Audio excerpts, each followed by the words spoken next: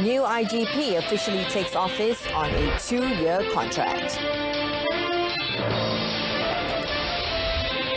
Fury cyclone Fani makes landfall in India.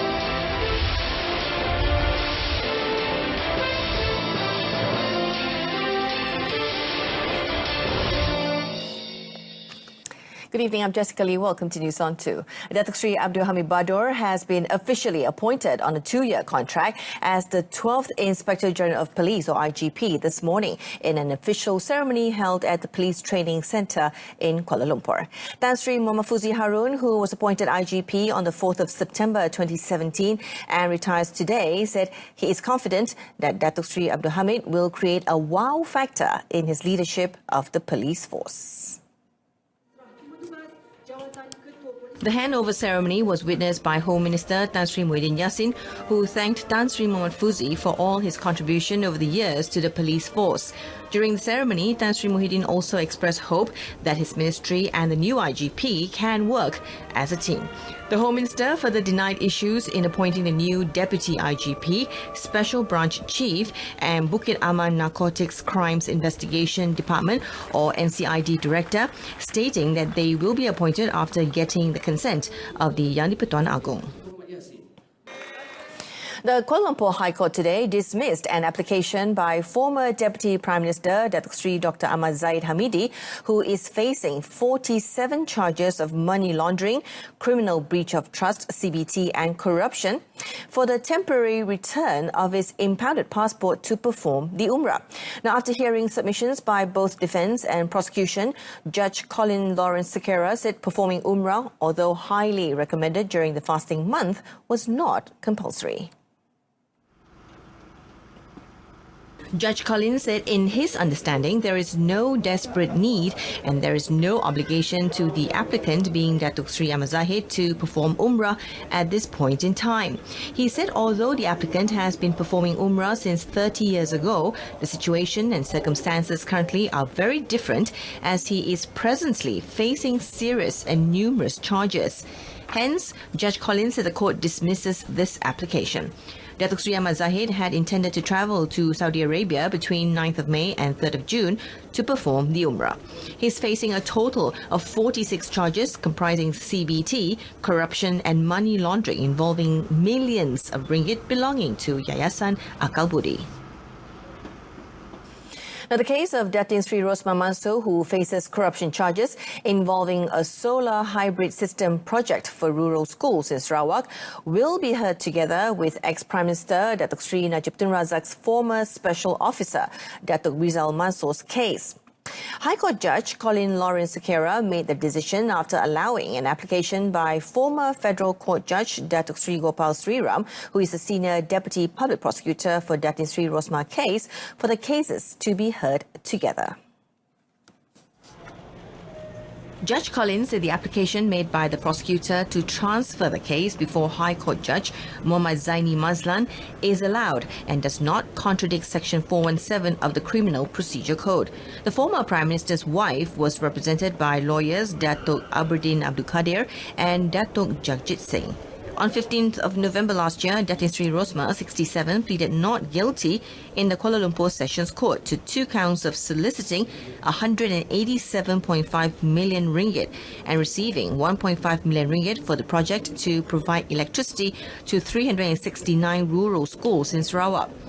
She was charged under Section 16A, subsection A of the Malaysian Anti-Corruption Commissions Act, MACC, and faces imprisonment of up to 20 years and a fine not less than 5 times the amount of the gratification, or 10,000 ringgit, whichever is higher upon conviction.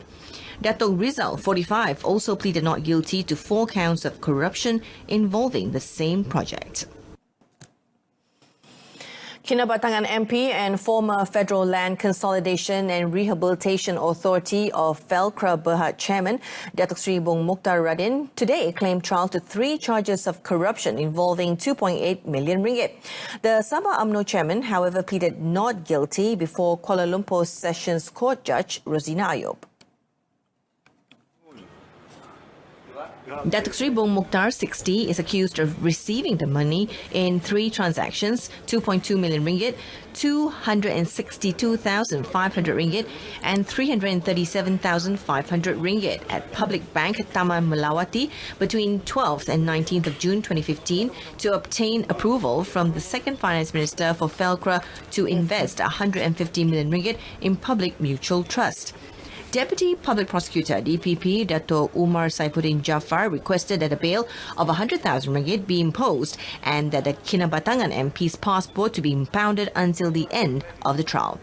Meanwhile, Datuk Sri Bong Mokhtar's wife, Datin Sri Zizi Izzat, 41, who was charged separately before Sessions Court Judge Azura Alwi, also claimed trial to 3 charges of abetment to the same charges.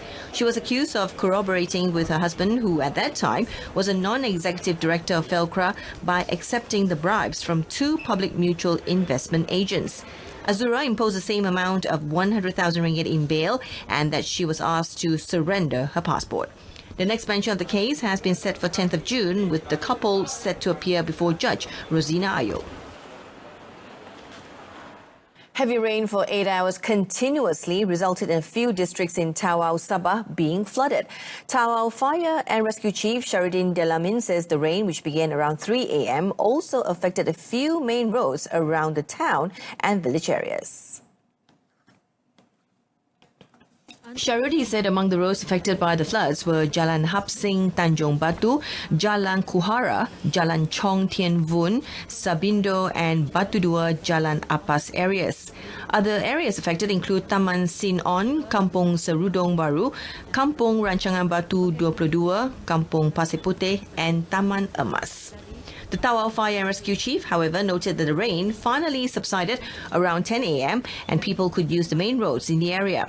Sharuddin added that the water level was under control and no one was evacuated from their homes. He, however, noted that his team will continue to monitor the situation and be prepared for any possibilities.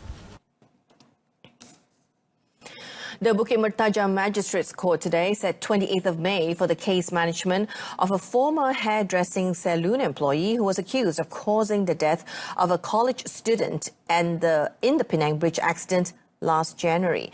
Magistrate Jamalia Abdulmanap set the date to allow counsel as Parameswaran representing the accused, K. Vithaswaran, to study the documents that were handed over to him by Deputy Public Prosecutor M. Kalaivanan. Vithaswaran, 21, was charged under Section 41, Subsection 1 of the Road Transport Act 1987, which carries a jail term of up to 10 years and a fine of 20,000 ringgit, apart from losing his driving license for 3 years upon conviction. He was accused of committing the offence at Kilometre 4 of Penang Bridge, heading towards Perai at about 3 a.m. on the 20th of January. In the incident, Vithaswaran was said to be driving a Toyota Vios, which collided with the SUV driven by Moy Yun Peng, 20, on the bridge, which led to the SUV losing control and plunging into the sea. Previously, the accused pleaded not guilty when the charge was read to him for the first time on 11th February and was allowed a bail of 7,000 ringgit in one surety. The court also ordered the driving license of the accused to be suspended until the disposal of the case. A former Sports and Welfare Club treasurer at the Perak Accountant General's Department pleaded not guilty to 25 counts of criminal breach of trust, or CBT, involving 26,379 ringgit 95 cent at the Ipoh Sessions Court today. Rosiana Muhammad Dahlan, 38, is alleged to have committed CBT involving the club's funds, which had been entrusted to her, framed under the Section 409 of the Penal Code, which carries a maximum penalty of 20 years jail, a whipping and fine if found guilty. Rosiana is accused of committing the offence at the Affin Bank Ipoh Garden branch between 9th of January and 3rd of October 2017. Earlier, Deputy Public Prosecutor Muhammad Nazrin Zabaruddin did not offer bail but suggested a sum of 15,000 ringgit if the court decided to grant bail. The accused, who was represented by lawyer Sharul Nizam Muhammad Razi, requested lower bail as Rosiana has 2 school-going children aged 11 and 16 and has no criminal record. Judge Azman Abu Hassan then set bail at 8,000 ringgit in one surety for all charges and fixed 18th of June for mention.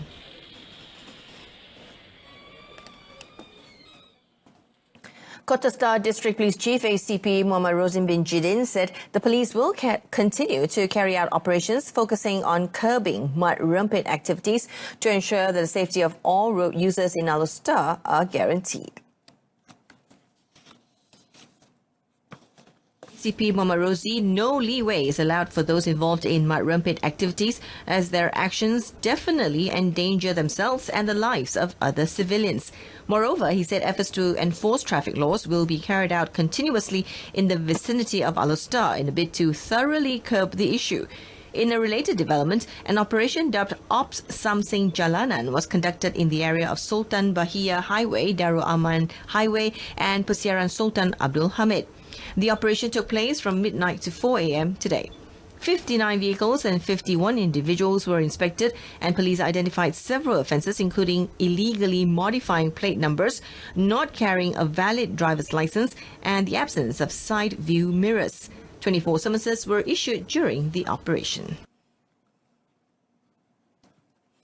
27 illegal immigrants were detained in an integrated operations conducted by Kedah Immigration Enforcement personnel at a construction site in Alor Star yesterday. Director Zuhair Jamaluddin today said the detainees comprised 2 Indonesian men, 8 Bangladeshis, 15 local men and 2 Myanmarese women. All the arrested immigrants were aged between 18 to 47. Preliminary investigation revealed that all of them had committed the offence under Section 61C of the Immigrations Act 1959-63 for not having any valid travel documents, and Article 39B of the Immigration Regulations 1963, which is violating the travel pass by working illegally. All 27 illegal immigrants were detained at the Home Ministry building in Alor Star for investigation and further action before they will be handed over to the Belante Immigration Depot in Sikh.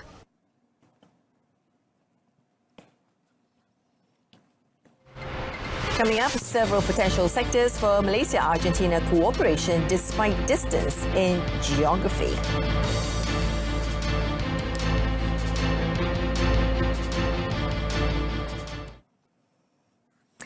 Deputy Prime Minister Datuk Seri Dr Amazighs Umrah says there are many potential areas for cooperation that can be established between Malaysia and Argentina despite the geographical distance between the two countries. She said her bilateral meeting with Argentinian Vice President Marta Gabriela Michetti today has been encouraging, with topics of discussions not only limited to ways to enhance diplomatic relations but also in trade. Datuk Seri Dr Amazighs said Michetti had also invited her and Prime Minister Tun Dr Mahathir Mohamad to Argentina to further discuss on efforts to enhance bilateral ties. Hubungan dua hala antara Argentina dan kita. Jadi timbalan Presiden Argentina Gabriela telah memberikan satu jemputan untuk saya dan juga Perdana Menteri pergi ke Argentina. Dan bagaimana kita boleh tingkatkan bukan saja hubungan dua hala tetapi trade, ya, commerce dan trade antara kedudukan negara kita. Michetti is on an official visit to Malaysia from 2nd to 6th of May, the first official visit from the Argentine side in 22 years. The last official visit was by former President Carlos Menem in 1990 and 1997. Bilateral trade between Kuala Lumpur, Buenos Aires in 2018 amounted to $1.34 billion, with Malaysian exports to Argentina valued at $140 million, and imports from the Latin American country valued at $1.2 billion.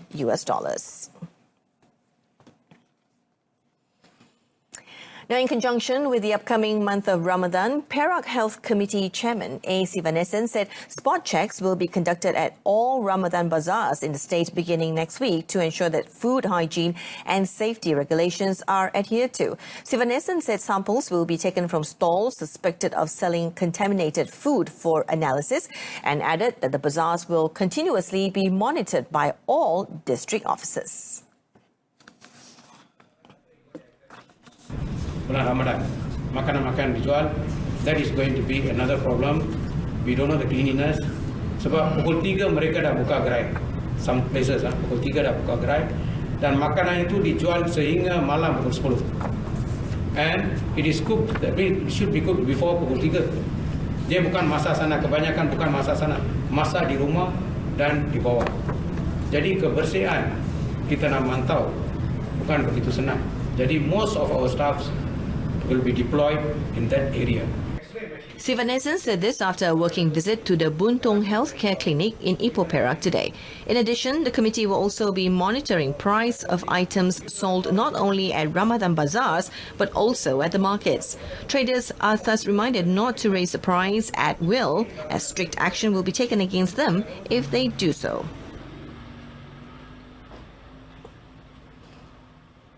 The Malacca government is working towards enhancing its tourism products for tourists visiting the state following the incident where 3 tourists were stranded in a monorail yesterday evening. The Chief Minister, Adli Zahari, said he hopes that such incident does not occur again and has provided his guarantee that he will review the safety level of all tourism products. Jadi memang kita akan berbincang terus bagaimana langkah-langkah untuk kita selesaikan masalah itu. Monorail boleh terus beroperasi, tetapi masalah-masalah teknikal yang berulang ini harus kita selesaikan dari masa ke masa. Terutamanya dalam waktu-waktu penting yang melibatkan ramai pelancong, yang melibatkan hari-hari yang di mana hari pelepasan dan sebagainya. Adli also said that the state government is drafting a paperwork to increase tourism products in the state in efforts to attract more tourists in conjunction with Visit Malacca Year 2019. He said this after visiting the childcare centre for retarded children in Bukit Baru, Malacca today.